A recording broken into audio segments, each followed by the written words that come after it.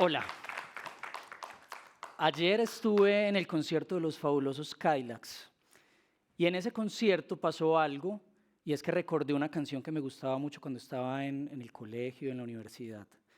Esa canción se llama Carnaval toda la vida y una de las frases que más me gustó eh, dice un poco entre líneas, si no hay galope, se para el corazón. Y eso es justamente lo que estoy sintiendo en este momento porque el corazón está a toda y cuando eso sucede, pues es un buen presagio. Entonces quiero arrancar desde ahí, desde el miedo. Y les voy a hablar de historias de miedo. Pues básicamente vamos a hablar de historias de miedo, que es lo que estoy sintiendo en este momento y qué es lo que estoy superando en este momento. Cuando uno tiene miedo y vence el miedo con más valentía, pues ese miedo se aleja, se suspende en el aire y uno simplemente lo sopla y se va. Entonces voy a hablarles un poco de eso y de historias de mi vida. Acá ustedes ven unos libros, hay, bueno, varios libros. Ya les contaré historias de esto, pero voy a empezar a hablar de mi vida, si les parece. Yo me llamo Diego y desde muy pequeño he tenido una afinidad y un amor por algo. Pero lo primero es que quiero empezar a encontrar, así como está este círculo, mi círculo más importante, que son mis papás y mi hermana. Vengo de una familia de clase media baja que ha luchado por salir adelante, por tener una historia bonita. Cuando yo nací, mis papás tenían a lo sumo 18, 20 años. ¿Y eso qué significó para mi vida? Que estuve muy solo, pero no solo en el mal sentido, sino que ellos, para que ustedes me vean acá como estoy bien, pues con una vida tranquila y feliz, ellos tuvieron que hacer muchas cosas, trabajar en muchos lugares, trasnochar, madrugar y tener unos sacrificios que para una familia acomodada de pronto no estaban. Y eso lo que generó en mi vida es esa soledad, crecer, un niño crecer con muchas señoras, señoras que ponían La Voz de Colombia, señoras que ponían Radio Reloj y canciones todo el tiempo. Entonces, desde Leo Dan, Camilo Sesto, José José, Charles Aznavour, ¿qué otros nombres aparecen por ahí? Puede ser Libertad Lamarque. Y esas señoras forjaron mi educación sentimental para toda la vida a través de canciones. Entonces apareció el vallenato, apareció la ranchera, y en ese galimatías de sonidos, de músicas que un niño empezando a crecer tenía a su alrededor, pues ya saben ese collage sonoro lo que genera. Fueron muchas señoras, pero quiero hablar de una que fue como la más divertida, la más arriesgada, la de más arrojo.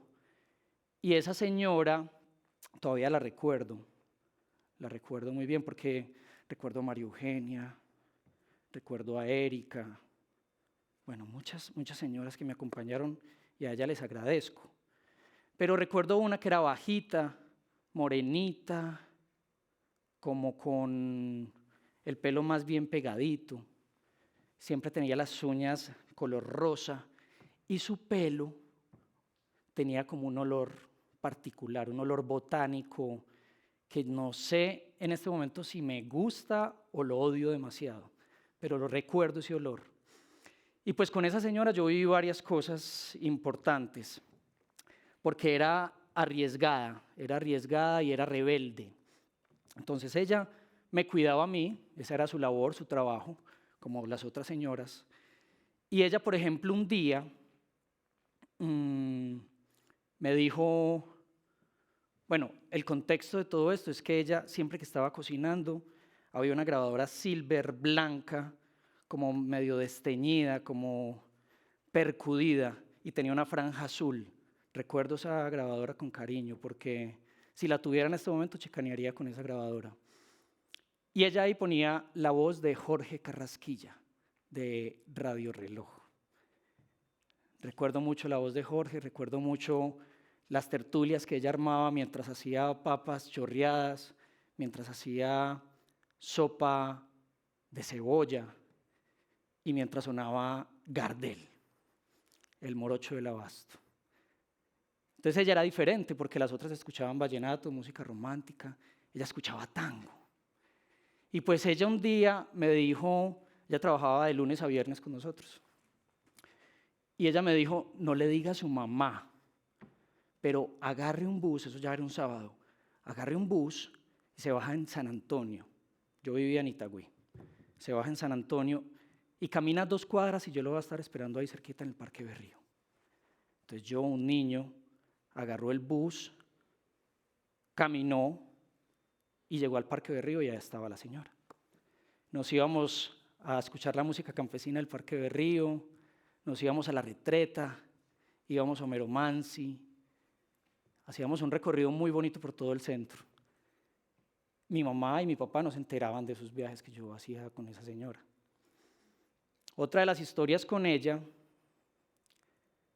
ocurrió en Semana. Ella me dijo, no le cuente a sus papás, pero vamos a ir a algo importante, entonces vamos, y nos fuimos en un bus. Y para mí era muy mágico salir de la casa con una señora desconocida sin saber qué iba a suceder. Y pues bueno, llegamos, nos montamos en el bus y llegamos a una acción comunal. Recuerdo que la entrada a la acción comunal eran unas escalas gigantes. Y hace poco yo regresé y no eran gigantes, eran 4 escalitas. Cuando uno empieza a crecer, todo se le hace más pequeño. Y en su momento yo veía eso inmenso, así como veía de pronto mi casa o mi barrio, y ya mi barrio es muy pequeñito. Subimos las escalas y yo vi, ella llevaba una maleta. Todo el mundo empezó a saludar a esa señora, de besos, como de admiración, la saludaban con mucho cariño. Ella agarró la maleta, me cogió la mano, nos fuimos a un cuartico, se tomó un ron doble y empezó a cambiarse delante de mí. Era un vestido, pues dejó su atuendo normal con el que estaba trabajando en la casa y se puso un vestido que tenía como lentejuelas azules, se puso tacones, media velada, se peinó el pelo, se puso lápiz labial, rubor, se echó colonia especial para ella y me dijo, camine, y caminamos. Me dio un beso en la cabeza, porque no me daba besos ni acá ni acá, seguro porque pues trabajaba en la casa y yo era un niño. Un beso en la cabeza. Siéntese acá, yo me senté ahí, y ella caminó, le dieron un micrófono y empezó a cantar. Pues resulta que la señora era cantante de tango, y yo no sabía, y trabajaba en mi casa y le gustaba Gardel, y me cuidaba como nadie más, y me llevó a vivir cosas increíbles en el centro de Medellín. Nadie me mostró Medellín y la realidad de una ciudad como ella. Y como pasa con los caramelos cuando uno se los mete a la boca, hay un sabor dulce, pero el caramelo se va acabando, y eso es la vida también se va acabando. Bueno, cantó, y para mí fue una sorpresa que esa mujer que me cuidaba y que estaba al lado mío siempre, estuviera cantando. El día que me quieras, Garganta de arena, Uno de Discépolo, cantó muchas canciones de tango. Y pues resulta que esa señora era mi abuela. Y yo soy Diego Londoño, me dicen el fan fatal, y todo ese contexto para contarles un poco de mi vida, que se transversalizó de manera tajante, directa y brutal por ese hecho. Me dicen el fan fatal, y por eso les voy a contar un poco cuál es la vida de un fan fatal. Y esa vida de un fan fatal empezó con ese antecedente de la abuela cantando tangos. Entonces ese fue mi primer concierto en la vida. Y cuando uno vive el primer concierto de la vida, eso lo marca a uno. El primer concierto de mi vida fue de mi abuela. Entonces, Diego Londoño, es un gusto estar acá con ustedes, gracias. Y bueno, les voy a contar quién soy, pero paradójicamente se me hace muy raro uno decir quién es, que cada que a uno le preguntan, bueno, ¿y usted quién es? Y cuando eso sucede, pues uno siempre dice, bueno, tengo esta carrera, he hecho estas cosas, y eso se me hace un poco aburrido porque a mí me gustan demasiadas cosas. Entonces yo soy periodista, pero me gusta también la jardinería. Yo soy periodista, pero me gusta los deportes, montar bicicleta. Me gustan los discos de vinilo, me gusta leer. Soy buen amigo, soy buen hermano, soy buen novio, o eso creo. Soy buen hijo. Y ese tipo de virtudes a mí no se me van a acabar cuando me jubile, porque en realidad es mi carrera como ser humano. Pero igual soy periodista, estudié también filología hispánica, también hice una maestría en escritura creativa en España, he trabajado en radio por 13 años, he escrito en prensa por 14 años, he presentado televisión, he escrito guiones y he hecho libros. Estos son algunos de ellos. Entonces, les dije que iba a hablarles del miedo y cómo el miedo vence al miedo. Entonces voy a empezar a contar historias de miedo. La primera historia de miedo, pues empieza justamente en la universidad, porque cuando yo entré a la universidad no sabía escribir. Cuando digo no sabía escribir, obviamente sí sabía escribir, pero no sabía acentuar. Y a mí me daba mucha vergüenza, pues como eso, como que usted entra a periodismo y no sabe poner tildes. Entonces yo me obsesioné con eso y vencí ese miedo, pues porque por supuesto cuando uno entra a un alma mater, está todo el tiempo en los ojos de los demás, no solamente de los profesores. Y empecé a escribir. Cuando llegó el momento de hacer la tesis de grado, yo no quise hacerla sobre radio, que era mi fuerte, sino que la hice sobre escritura. Y pues hice este texto. Se llama Medellín en canciones, el rock como cronista de la ciudad. Es un texto que cuenta la historia de Medellín a través de canciones de rock, de punk, de metal. Tiene prólogo de Claudio Narea de Los Prisioneros de Chile, de Héctor Buitrago de Los Aterciopelados, de Juan Carlos Garay. Y este fue un libro muy lindo porque la historia que tiene es que yo hice la tesis, hice el texto y quise como mejorarlo. Quise no dejarlo en la biblioteca de la universidad, sino listo, vamos a trabajar este texto y vamos a pulirlo para que una editorial lo agarre y podamos publicarlo. Pues empecé a hacer eso y resulta que lo más difícil de escribir un libro no es escribirlo, sino publicarlo. ¿Qué sucede con esa situación? Que mandé manuscritos a todo lado y nadie me respondió queriendo publicarlo. Sin embargo, yo toda la vida, llevo más de 20 años trabajando por la música del continente, por eso puedo saber un poco las obsesiones de Juanes, puedo conocer la belleza de Cristina Rosenbinge, puedo conocer la fuerza descomunal de Fruco, la ternura de Fito Páez, la locura de Andrés Calamaro, entre muchos otros personajes a los que he tenido la oportunidad de acercarme como periodista y como persona. Y pues en ese mismo ejercicio de buscar las historias musicales, me invitaron un día a la fiesta del libro a dar una charla sobre la música colombiana. Entonces di la charla. La particularidad de esa historia es que mi abuela, la señora a la que les estaba contando, se estaba muriendo en el hospital. Yo salí del hospital, recuerdo que fui con mi mamá, di la charla y al finalizar, un señor se me acerca y me dice, ¿usted por qué sabe tanto de música colombiana? Yo, es que yo hice un libro sobre música colombiana y me dijo, bueno, mándemelo. Entonces me tocó imprimir esa investigación, mandarla a Bogotá, mandarla a España y al final se materializó este libro que salió en Argentina, en España, en México, en Venezuela, en Uruguay, bueno, en muchos lugares. Entonces, con ese miedo de publicar, vencí el primer miedo, que fue Medellín en canciones. Paralelamente a eso, yo quería hacer radio y tuve la experiencia de hacer radio en la universidad, pero cuando yo iba a la universidad, yo tomaba un bus y el bus me bajaba por la calle Colombia y yo siempre veía un letrero que decía Radio Super. Y veía el lugar, era un vidrio y uno veía a los locutores desde la calle Colombia. Y yo un día decidí ir con el miedo a que me dijeran que no, pero yo quería hacer radio definitivamente. Yo no tenía ni la mejor voz, ni sabía cómo hacerlo, pero un poco era como también cumplir un sueño que había escuchado en esa grabadora Silver percudida. Pues resulta que llegué y pregunté que si yo podía estar en algún programa y pues, oh sorpresa, me dijeron que sí.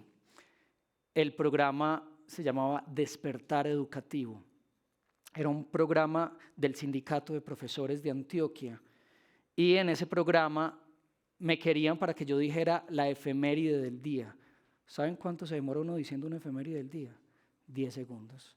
Y yo iba a Itagüí, a Radio Super todos los días a decir, un día como hoy, 4 de julio, pues tenemos la muerte de... Y de ahí salía en el mismo bus feliz para la casa y así arrancó la radio. Y pues yo ahora trabajo en la Radio Pública de Colombia, llevo 13 años trabajando ahí y superé ese miedo y aprendí a manejar una consola cuando pensé que no podía hacerlo nunca. Entonces ese es el segundo miedo. Cuando estaba presentando este libro en prensa, recuerdo que estaba en el periódico El Colombiano, me estaban entrevistando, yo estaba muy peladito, esto fue en el 2012, 2013, y la persona que me estaba entrevistando me dijo, venga, ¿y usted no le gustaría escribir sobre música en este periódico? Y eso para mí era impensable, o sea, para mí el periodista que escribía en El Colombiano en ese momento era como que ya se iba a jubilar, tenía que estar jubilado ya. Y pues me invitaron a escribir en el periódico El Colombiano y desde el 2012 hago una columna musical semanal en ese periódico y eso me ha exigido estar en un ejercicio de escritura permanente, básicamente como escribir como el que reza, escribir una línea al día salva mi vida. Ese fue otro sueño que se cumplió a través del miedo. Luego, cuando yo iba para la universidad, ya vivía en otro lugar en Envigado, yo salía muy temprano a coger el metro y me paraba fuera de la unidad a esperar el metro, el bus del metro, y yo siempre veía que pasaba un carro de enseñanza, que es blanco, que dice enseñanza, y la persona que yo vi ahí, yo ya la había visto en televisión, en una entrevista, y en canciones y discos que yo tenía por ahí. Era Juancho López de los Yetis. Y cuando yo hice este libro, yo quedé como en una especie de frenesí, que me gustó tanto lo que sucedió en ese lanzamiento, la alegría de la gente, sentir que mis amigos me admiraban, que mi familia estaba orgullosa. Yo dije, yo tengo que hacer otro libro. Y entonces, cuando yo vi a ese señor, yo dije, tengo que hacer algo. Y después de pensarlo y de querer hacer ese libro con él y para su agrupación, el contexto es que él es el cantante de un trío vocal que empezó en 1965 llamado Los Yetis, la primera banda de rock de Medellín que fundó un poco las bases sonoras de lo que fue la nueva ola y se convirtió en un incipiente rock and roll, pero que fue una agrupación importante en la historia sonora del país y del continente, de hecho. No se llevan mucho tiempo de distancia con los Beatles, de hecho, y hacían las canciones versionadas de los Beatles. Pues bien, cuando entendí todo este fenómeno, yo dije, hay que hacerle un libro a este señor, porque ya está grande además, y eso fue hace mucho tiempo. Y el señor sigue bien y es uno de mis grandes amigos a quien adoro. Y pues yo decidí, porque no tenía su contacto, pararme en la mitad de la calle y cuando venía el carro, frenarlo y decirle, venga, yo quiero hablar con usted porque yo quiero hacer su historia realidad en un libro. Para él fue eso muy extraño, pero me dijo, pues bueno, camine. Me monté en el carro y empecé las primeras entrevistas de este libro, que se llama Los Yetis, una bomba atómica gogó, la historia de los abuelos de nuestro rock. Juancho López es él. Y entre clutch, frenar, acelerar y carros corcoviando, empecé a hacer la historia de este libro que tiene 2 ediciones. La otra se llama Los Yetis, la historia de unos Beatles colombianos, que es un libro que me ha dado mucha felicidad. Bueno, siguiendo con los miedos, empecé a escribir en El Colombiano, empecé a escribir en la revista Música de Colombia, en la revista Shock, en la revista Rolling Stone Cono Sur, todo sobre rock and roll. Siempre me interesó mucho el rock and roll porque mi corazón late canciones de rock. Y como siempre escribía sobre rock and roll, pues en esta ciudad y en este país hay un radicalismo exacerbado por lo que es distinto. Entonces, el reggaetonero no se encuentra con el punkero no se encontraba con el metalero, el que le gusta la guaracha no le gusta el vallenato y pues por eso podemos pelear. Y pues resulta que un día recibí una llamada y era los hijos de Rodolfo Aicardi, Gianni, Rodolfo y Marco. y ellos me decían, queremos hacer un trabajo de memoria histórica con mi papá y queremos que tú escribas el libro porque hemos visto lo que has hecho. Y yo me llené de emoción, pero a la vez dije, uy, ¿y qué va a pasar con los rockeros de este país? Que yo siempre he hablado sobre rock y ahora voy a hablar sobre chucuchuco y música tropical. Ese fue mi gran miedo, porque además el radicalismo existe incluso hasta allá. Pero me fui de frente, cerré los ojos y traspasé ese miedo, y después de 6 años de investigación y entrevistas y de viajes a Magangué, a Monpós, a Cereté, a Cartagena, a hablar con Calixto Ochoa, con Eliseo Herrera, con Chico Cervantes, con Alfredo Gutiérrez, con Fruco, pues se hizo este libro que tiene prólogo de Carlos Vives, luego de 6 años, y efectivamente los punqueros, los metaleros y los rockeros de esta ciudad salieron a decir que yo me había caspiado porque estaba escribiendo sobre música tropical. Pero este señor me demostró que tiene más punk que cualquier otra persona. Entonces me metí en el alma y en el corazón de Rodolfo Aicardi, un personaje que murió en el 2007, pero que acá con este libro no muere nunca. Otro miedo que se superó. Con el tiempo, este libro fue muy, muy chévere, me trajo cosas súper lindas porque me convertí en el vocero de los diciembres. Todos los diciembres yo he invitado a las emisoras tropicales, a los canales, acá a Telemedellín, a hablar de Rodolfo Aicardi, de las historias. Y empezaron las invitaciones a las ferias del libro, y estuve en muchas ferias del libro de todo el país y de fuera del país. Un día me llegó un correo electrónico, y ese correo electrónico terminaba en .com.ar, y eso significa que era Argentina, uno de los países que más amo en la vida, por la música, por el rock argentino y el fenómeno del rock nacional argentino. Pues me estaban invitando a la Feria del Libro de Buenos Aires, que es una de las ferias más grandes y más poderosas, y yo en ese momento no lo podía creer, me sentía rockstar de los libros, que siempre me ha gustado eso, como que uno ser un rockstar de una cosa tan poco comercial, por decirlo de alguna manera. Pero bueno, estábamos invitados 2 escritores colombianos. Tengo la duda si era Jorge Franco o Héctor Abad Faciolince, porque fue hace rato, y un peladito de Itagüí que se volaba con su abuela a escuchar tangos en el centro. Llegué a Buenos Aires, yo tenía un tiquete de 3 días para estar en la Feria del Libro. Cuando llegué allá fue una locura, llegué a ese salón y fue impresionante porque yo dije, pues ¿quién va a conocer a Rodolfo? Y cuando llegué había un montón de cumbieros porque allá viven la cumbia, como se debe vivir la cumbia. Y eso fue hermoso y yo estaba extasiado, me llamaban de Radios de La Plata, de Rosario, preguntarme por Rodolfo Aicardi, y me decían, pero venga, Rodolfo Aicardi es argentino, ¿usted por qué está diciendo que es colombiano? Y yo, no es colombiano. Y los mexicanos también dicen que Rodolfo Aicardi es mexicano, que eso es lo más bonito.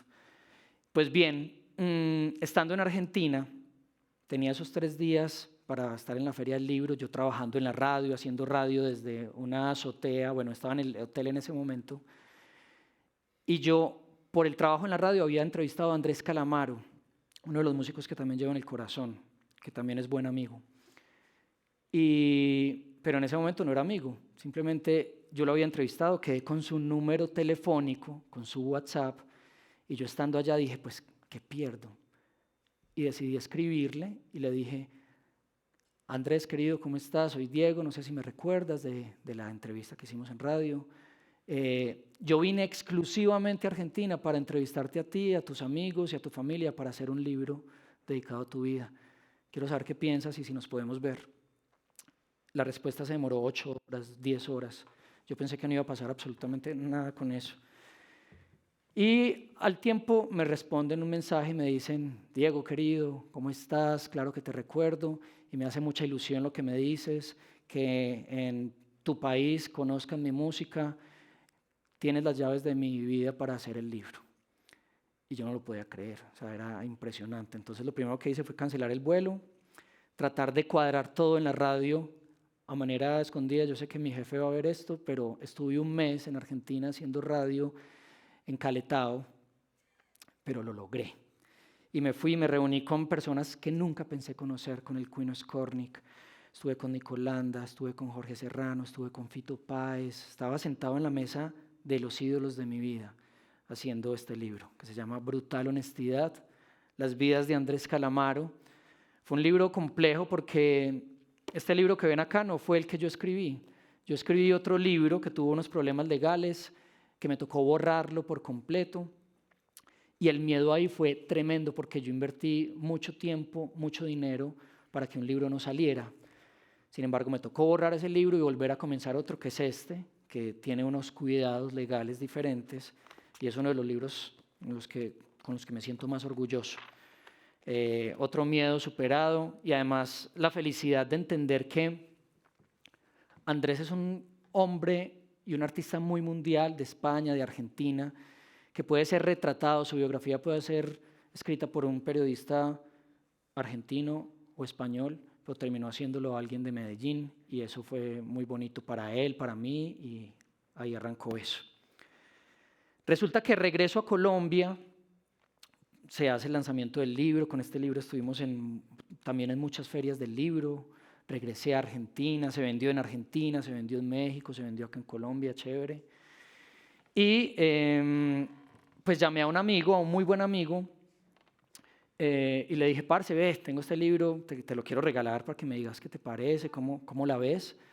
Me dijo, listo, cállate a la casa de mi mamá y acá me lo entregas y conversamos. Pues llegué a la casa de la mamá del amigo mío y nada, nos pusimos a conversar de música colombiana todo el día, desde las, no sé, 1 del día hasta las 7 de la noche, seguido. A él le gusta mucho que le recomiende canciones y pues eso hice y al final le dije, ve, toma el libro y lo lees y me contás. Como a las 2 semanas yo recibo una llamada del amigo y yo, pues ve, qué chévere. Me dice, parce, ¿cómo estás? ¿Qué vas a hacer los próximos 3 años y medio? Y esa es una pregunta muy, muy rara, muy extraña. Pues no sé qué voy a hacer mañana, ahora de 3 años y medio. Y yo, parce, nada. Me dijo, es que quiero que escribas mi libro. Y yo, de una. Y pues ese personaje es Juanes. Él decidió que yo contara su historia porque le gustó mucho el libro de Calamaro. Y pues ahí empezó una travesía increíble por la vida de Juanes porque tuve la oportunidad de estar en una gira con él, tuve la oportunidad de conocer a su familia, a su círculo cerrado de amigos, de entender toda su arquitectura artística, emocional, sus miedos.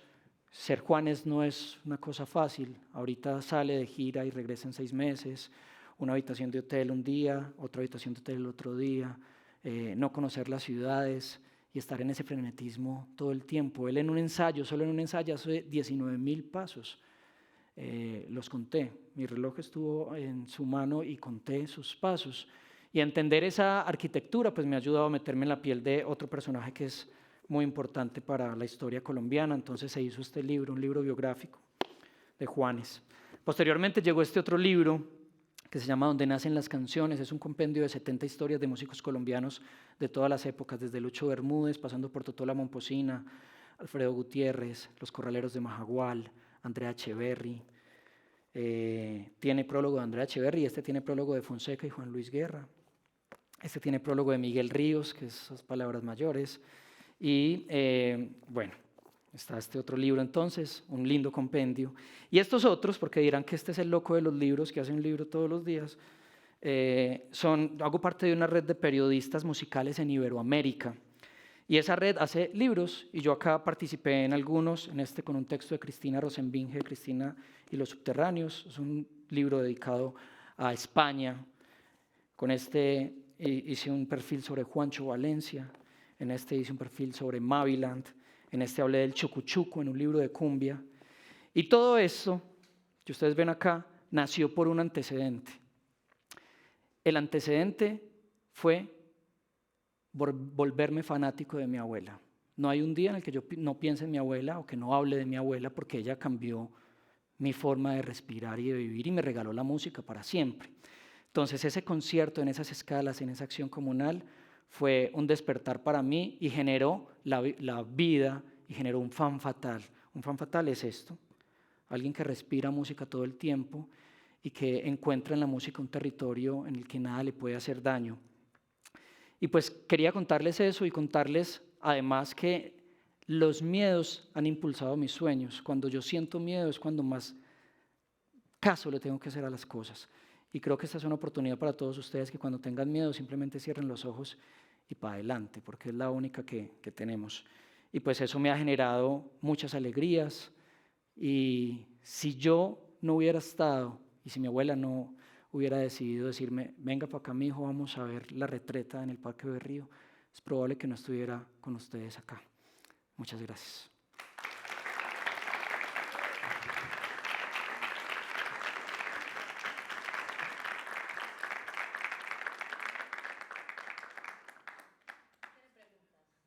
Hola, muy buenas tardes, un gusto, mi nombre es Daisy Méndez y bueno, realmente me encantó todo lo que comunicaste y lo que nos contaste, está maravilloso.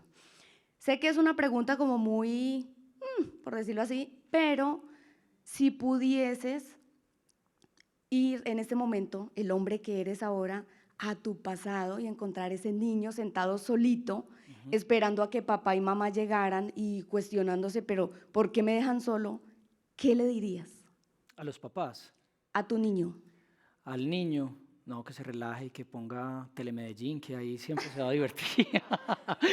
Hay buenos programas en Telemedellín y se puede divertir. No, ¿sabes qué? Yo le diría, no, como que no tuviera miedo. Había una sensibilidad muy tesa cuando yo era niño, que todavía la recuerdo, y es que, claro, las señoras tenían música a plancha todo el tiempo, y recuerdo, por ejemplo, con una canción, ay, es una canción dolorosísima, que creo que era como de Chayanne, y yo escuchaba esa melodía, la armonía menor genera tristeza, la mayor genera alegría. Yo escuchaba esa armonía triste, yo me ponía a llorar y llamaba a mi mamá, no quiero ir a la escuela, no quiero, no quiero. Y es porque la música estaba haciendo algo en mí. Entonces, no, yo lo dejaría ser como fue y quizá esa reconciliación con lo de los papás, yo lo tuve, puede ser que hace poco, ¿cierto? Pues yo hubiera dejado eso tranquilo, porque es que en realidad ellos estaban haciendo todo para que yo estuviera bien. Y eso no lo entiende uno sino cuando ya está grande. Entonces eso es un regalo de la vida y yo sé que ellos se cohibieron de hacer muchas cosas por tenerme bien a mí. Entonces como que a ese Dieguito que se relaje, que todo bien, no pasa nada. Muchas Gracias, gracias. gracias a ti. Diego, amigo, pregunta, ¿qué hay detrás de la escritura que querés mantener en los años? Esa es una muy buena pregunta, sobre todo porque yo siempre estoy en una pelea permanente con la escritura. Porque para mí escribir es una cosa muy extraña, porque lo raro es escribir, lo normal es leer. Y mi gusto sería por estar leyendo, pero es que a mí escribir me duele, me cuesta cuando no sale, me cuesta cuando sale y al otro día lo leo y no está bien. Hemingway decía que la escritura es ponerle fuerza a la parte de atrás, porque en realidad uno cuando está escribiendo no es necesariamente escribiendo, sino que uno está pensando todo el tiempo, hay que pensar y repensar, mientras lo que uno piensa está acá, va acá, pasa por el corazón y llega acá y uno puede teclear, ¿cierto? O escribir, lo que sea. Pero la escritura se ha convertido en una cosa que a mí me duele, que me cuesta. Y es un masoquismo necesario que necesito porque hay una llama ardiendo en mí cuando yo me siento a tratar de materializar una historia o que no me deja dormir en la noche y me despierto y agarro el celular y tengo una idea y eso es todo el tiempo.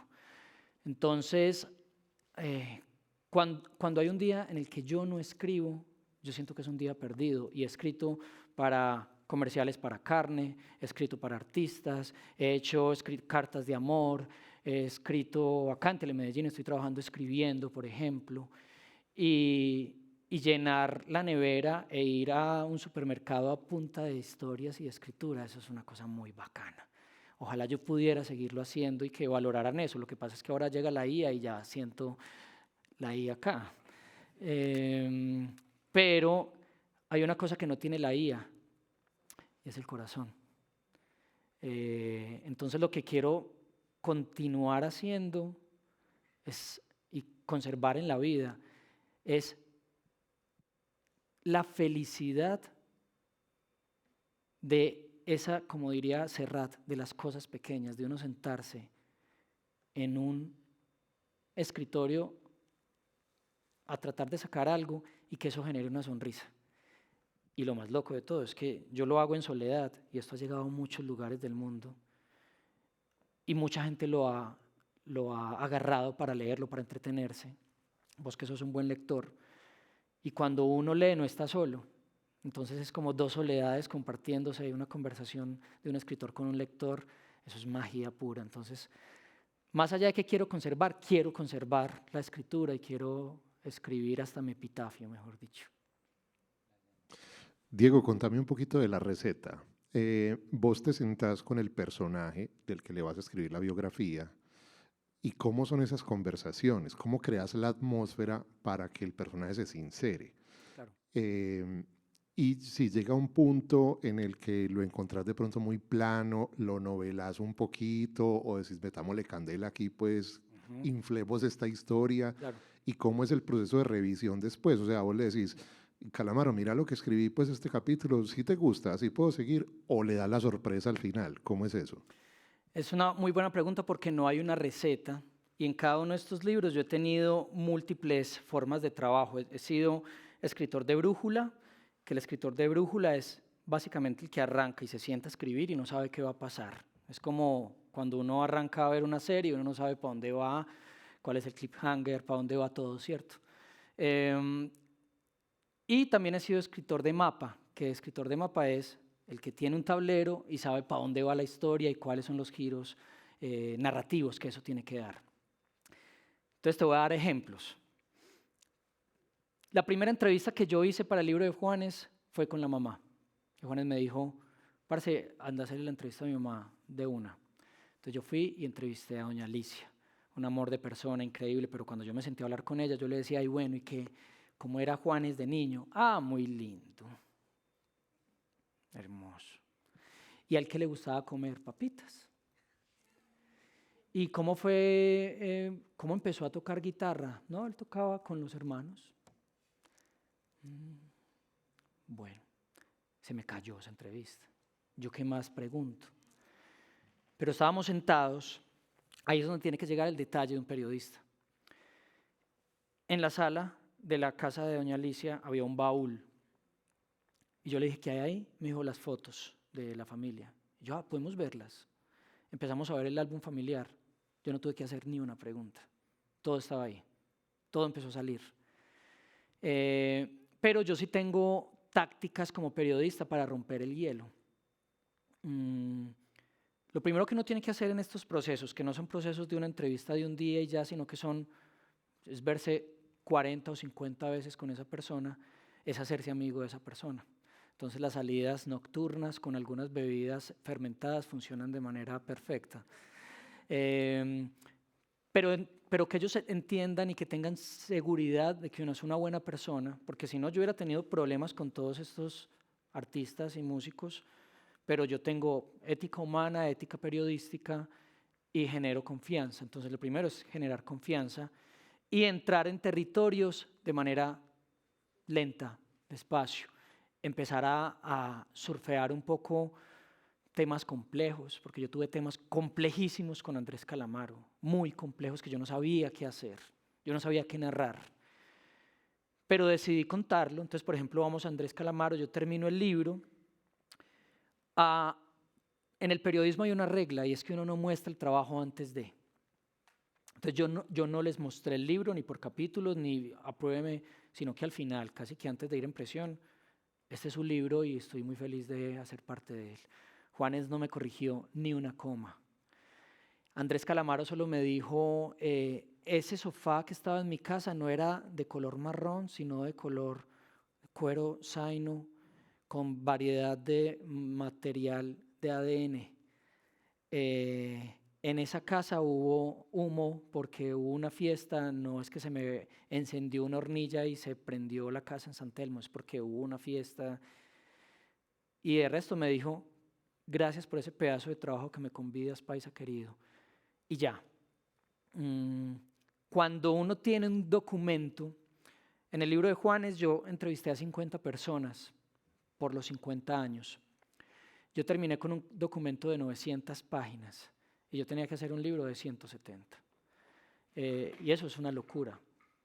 Pero lo que yo empiezo a hacer es a filtrar por temas y empiezo a encontrar como un poco la necesidad que yo tengo de contar una historia y cómo filtro y empiezo a descabezar cosas, a delimitar mi historia. Pero eso es un trabajo, por eso les digo, escribir duele. Y eso que esto es no ficción. Uno de mis retos ahora por la maestría que hice es, tengo una novela que escribí y pues la he escrito, reescrito.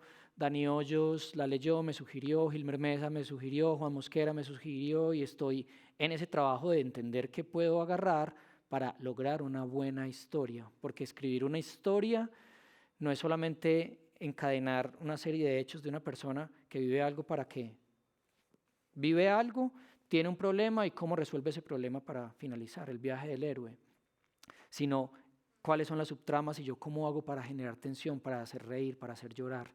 Entonces hay muchos métodos, Juangui, que yo he utilizado y en cada uno de estos libros ha sido diferente. Por ejemplo, en el de Rodolfo Icardi, yo no pude hablar con Rodolfo Icardi. Yo me tenía que meter en su piel de manera respetuosa, entendiendo a sus amigos, a su familia y entendiendo sus canciones, yendo a Discos Fuentes, metiéndome en el estudio de Discos Fuentes, en el estudio de Toño Fuentes, sintiendo la energía de manera chamánica, a ver qué es lo que está sucediendo ahí. Y con todos ha sido distinto, pero es satisfactorio, pero duele.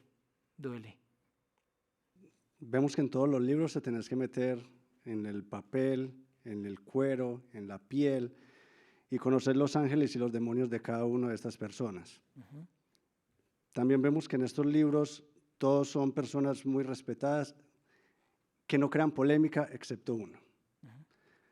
Y de pronto lo voy a embalar aquí un poquito con esta pregunta, pero ¿qué opinas cuando uno de las personas que le haces el libro comete ciertas cosas como lo hizo Calamaro en el concierto de Cali, que dejó prácticamente tirada a la gente por una cuestión política, digámoslo así? Uh-huh. Mira, el trabajo de un biógrafo no es validar, sino es contar una historia. Yo decido de una manera periodística, investigativa, contar la historia de un personaje. Es muy loco lo que decís, porque además cuando sucede lo de Calamaro ahí, o en España, o en otros lugares, a mí todo el mundo me escribe como que yo fuera Calamaro. Y eso es muy difícil, porque yo no puedo responder por alguien. Yo a él lo quiero, lo aprecio, le agradezco, y siempre se ha portado de muy buena manera conmigo. Pero ahí yo separo la vida de la obra. Y en el sentido artístico, ese libro es una obra. Es una obra que no compromete ni su actualidad, ni su situación sentimental actual, ni lo que pueda hacer, porque yo ahí cuento cosas también duras, porque cuando uno habla de una estrella del rock, ahora las estrellas del rock no es sexo, drogas y rock and roll, sino salud, familia y buena comida y alimentación y ejercicio. Eso es una estrella del rock hoy, pero las estrellas del rock antes, incluso si hacían esas cosas, eso era validado por la sociedad. Y era entendido de una u otra manera. Entonces, yo acá cuento cosas y lo hago con el rigor periodístico. En algún momento pensé que me iban a quitar cosas del mismo libro, pero no sucedió. Pero sí, es muy difícil porque el libro o se vende mucho o se deja de vender.